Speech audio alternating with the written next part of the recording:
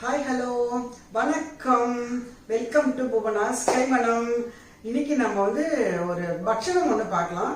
இப்போ வந்து நெக்ஸ்ட் வீக்ல வந்து கோகுலாஷ்டமி எல்லாம் வரப்போறது. ஸோ அதை ஒட்டி வந்து நீங்க வந்து எல்லாம் பண்ணி பார்க்கலாம் அப்படிங்கிறனால ஒரு ரிப்பன் பக்கோடா பண்ணலான் இருக்கேன். ஆக்சுவலி பார்த்தீங்கன்னா ரிப்பன் பக்கோடாலே நிறைய வெர்ஷன்ஸ் இருக்கு. இது வந்து ட்ரெடிஷ்னலாக நம்ம பண்ற நார்மலான ஒரு ரிப்பன் பக்கோடா தான், ரொம்ப ஈஸியா பண்றது.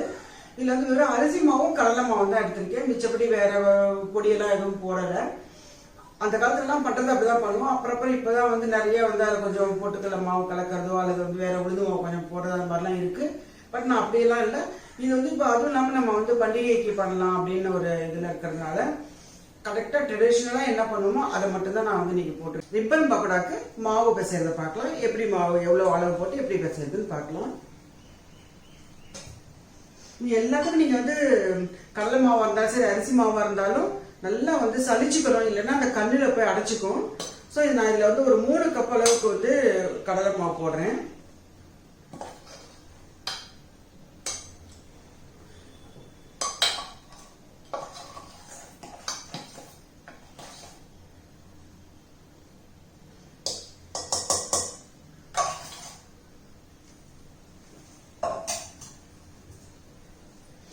ஒரு கப் வந்து பச்சரிசி மாவு, அதாவது 3 கப்பு கடலை மாவு போட்டிருக்கேன்.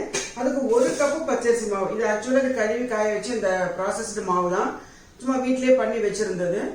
இது 1 கப்பு போடுறேன்.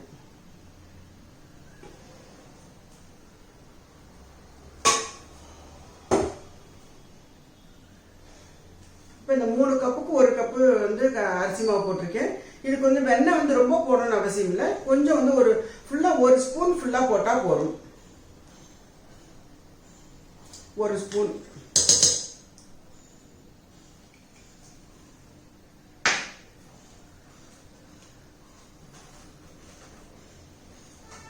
இப்போ அது வந்து சில்லி பவுடர் போடணும். இந்த சில்லி பவுடர் கூட பாத்தீங்கன்னா கொஞ்சம் வந்து ஒரு தடவை அப்படி சலிச்சுட்டு போடணும், இல்லைன்னா அது வந்து அதுல இருக்கிற சின்ன சின்ன இதை வந்து கொஞ்சம் ஒட்டிக்கும். அதாவது இந்த புழியிற போது என்ன ஆகும்னா அந்த ஃப்ளோ வராம மாவு வந்து ஃப்ளோ வராது. அதுக்காக ஒன்றையும் வந்து சலிச்சுக்கலாம். இது ஒரு 1.25 ஸ்பூன் அந்த மாதிரி போடுறேன். இது வந்து காஷ்மீரி ரெட் சில்லி போடுறேன். இது வந்து கொஞ்சம் நல்லா கலரா இருக்கும் பார்க்கறதுக்கு. அதனால வந்து இதுல வந்து இப்படி சலிச்சுட்டு போடலாம். டீ வடிகட்டியில போட்டு பண்ணிடலாம்.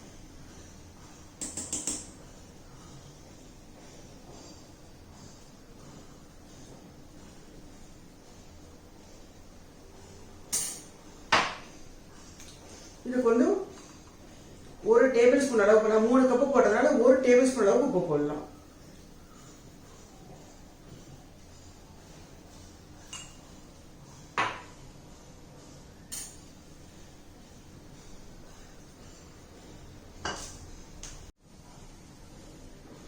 பாருங்க, இதுல எப்படிதான் இந்த மாதிரி நின்றுடும். இந்த பாருங்க, இது போய் என்ன ஆகும்னா அந்த கண்ணுல போய் மாட்டிக்க. அதனால சலிச்சுட்டு போறது பெட்டர். இது நம்ம சமையலுக்கு யூஸ் பண்ணிக்கலாம், பாக்கி இருக்கிறது நோ ப்ராப்ளம்.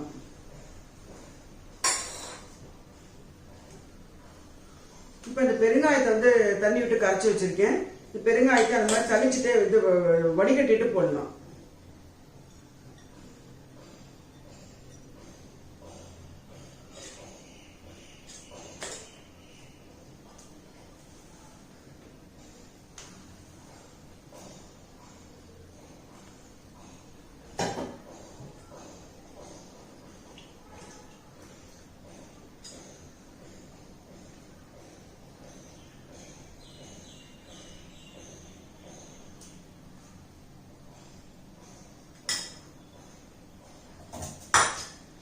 இப்போ ஃபர்ஸ்ட் இது ஒண்ணா எல்லாத்தையும் மிக்ஸ் பண்ணிட்டு அப்புறமா தண்ணி தெளிச்சு பிசைஞ்சுக்கலாம்.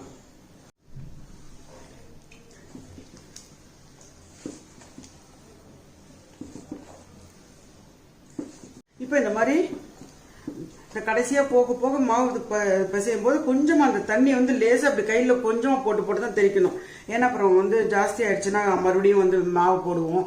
அப்புறம் அந்த வந்து கரெக்டான ஒரு அளவு வராது, ப்ரொபோர்ஷனேட்டா இருக்கு. இப்போ நம்ம இதுக்குள்ள கொஞ்சோண்டு எண்ணெய் விட்டுக்குவோம்.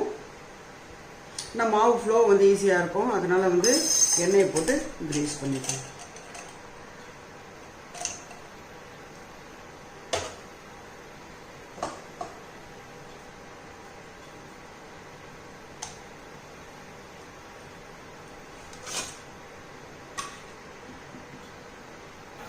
இதோ நல்லா காஞ்சி மேலே வெளியே வந்துட்டு இப்போ நம்ம புரிஞ்சிடுவோம்.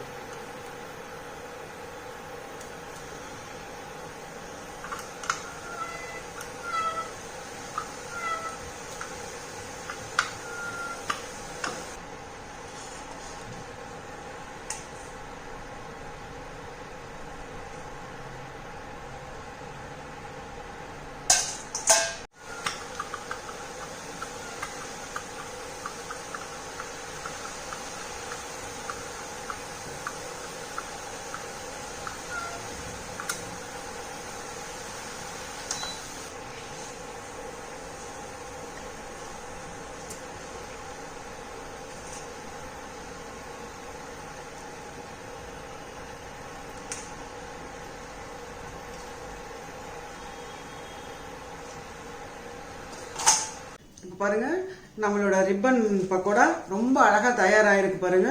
நல்லா வந்திருக்கு, ரொம்ப கிரன்ச்சியா இருக்கு பாருங்க. சத்தம் கேக்குதா? நல்ல கிரன்ச்சியா வந்திருக்கு. இப்ப பார்த்த இந்த ரிப்பன் உங்களுக்கு ரொம்ப பிடிச்சிருக்குன்னு நினைக்கிறேன். ரிப்பனை தலையில வச்சுக்கிற ரிப்பன் இல்லைங்க, ரிப்பன் பக்கோடா. ஸோ இதை வந்து நீங்க அவசியம் ட்ரை பண்ணி பாருங்க. ஃப்ரெண்ட்ஸ்க்கெல்லாம் ஷேர் பண்ணுங்க வீடியோவை பத்தி.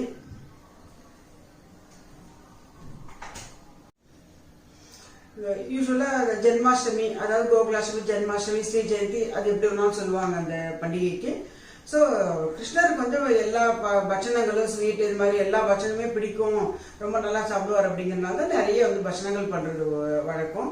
இப்போ இதில் வந்து நான் ஏற்கனவே வந்து இது போட்டிருக்கேன், தேங்குடல் கூட ஒரு வீடியோ போட்டிருக்கேன்.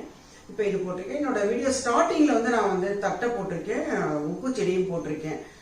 என்னோட சேனல் ஆரம்பிக்கிற போதே 4வது வீடியோ என்னமோ போட்டேன் அது. ஸோ அதில் இருக்க அந்த தட்டையும் சீடையும் பழைய வீடியோஸில் இருக்கு.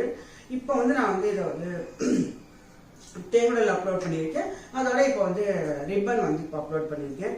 யூஸ்வலாக இந்த பண்டிகை நாள் அப்படின்னாலே நம்ம வந்து ஒரு மாவிலையை வந்து மெயினாக வந்து எடுத்துகிட்டு வந்து நம்ம பண்ணுவோம்.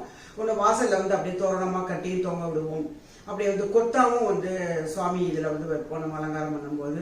ஸோ இந்த மாவிலைக்கு என்ன விசேஷம் அப்படின்னு சொன்னா, இந்த மாவிலைக்கு வந்து ஆக்சிஜன் வந்து நிறைய வந்து ப்ரொடியூஸ் பண்ணுமா. ஸோ அதனாலதான் வந்து இந்த மாவிலை வந்து எத்தனை நாள் பாடினா கூட அதில் உள்ள ஆக்சிஜனை வந்து ப்ரொடியூஸ் பண்றது வந்து அதை வந்து குறைக்காதான். அதுக்காக எவ்வளவோ இலைகள் இருக்கும்போது ஏன் மாவிலையை தேர்ந்தெடுத்தாங்க அப்படின்னாக்கா ரீசன் வந்து இதுதான். இதை வந்து ஆக்சிஜன் நிறைய கொடுக்கும் அப்படிங்கிறதுனாலதான். அது காஞ்சு போனா கூட ரொம்ப நாள், ஒரு 20 நாள் வரைக்கும் கூட அந்த ஆக்சிஜன் லெவல் வந்து அது மெயின்டைன் ஆகும், நல்லா வந்து ஆக்சிஜன் கொடுக்கும் அப்படிங்கிறனால தான் அந்த மாவிலையை வந்து தேர்ந்தெடுத்திருக்காங்க. ஸோ நம்ம பூஜை அது இதுனாலே எனக்கு இந்த மாவிலை பற்றி ஞாபகம் வந்தது. ஸோ எல்லாருமே வந்து கோகுலாஷ்டமி அது எல்லா பண்டிகைக்குமே கொஞ்சம் மாவிலை வந்து எல்லாரும் யூஸ் பண்ணுங்க. கொஞ்சமாவது எடுத்து வந்து கட்டி அலங்காரம் பண்ணுங்க. இப்போ பாருங்க, இந்த ஒரு ரிப்பன் இது வந்து நான் ஆக்சுவலாக நைவேத்தியத்துக்கு பண்ணல, உங்களுக்கு அப்லோட் பண்ணுறதுக்காக தான் நான் பண்ணுறேன். ஸோ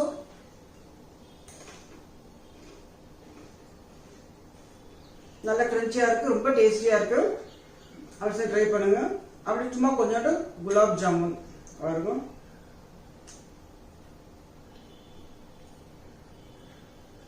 கொஞ்சம் குலாப் ஜாமுன், ரிப்பன், நல்ல ஒரு ஆவி பறக்கிற ஒரு டீ,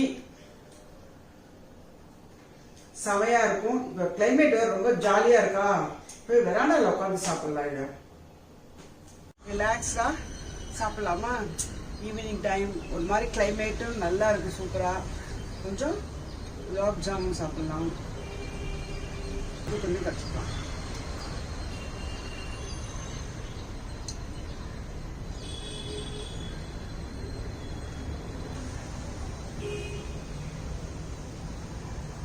அருமையான டீ வேற, என்ஜாய்மெண்ட் தான். இப்ப பார்த்த இந்த வீடியோ உங்களுக்கு ரொம்ப பிடிச்சிருக்குன்னு நினைக்கிறேன். இந்த மாதிரி பட்சணங்கள்லாம் நீங்க வந்து வீட்டிலே பண்ணி சாப்பிட்டா அது பயங்கரமான ஒரு சந்தோஷமா இருக்கும் நமக்கு. பசங்களுக்கு நம்மளா வீட்டுல பண்ணி கொடுத்தோம்னா அது ரொம்பவே என்ஜாய் பண்ணுவாங்க. என்னதான் கடையில வாங்கி கொடுத்தாலும் அப்பப்போ நம்ம இந்த மாதிரி பண்றது வந்து ரொம்ப நல்லது. ஸோ நீங்க வந்து இந்த பட்சணத்தை வந்து அவசியம் நீங்க பண்ணி பாருங்க. ஏன்னா ரொம்ப சிம்பிளா தான் இதை பண்ணியிருக்கேன். ஸோ நீங்க இது சிம்பிளா பண்ணுங்க, அது மாதிரி என்ஜாய் பண்ணி சாப்பிடுங்க. பால்கனியில உட்காந்து அங்க உட்காந்து என்ஜாய் பண்ணி சாப்பிடுங்க. அடுத்த வீடியோல சந்திப்போம். வணக்கம்.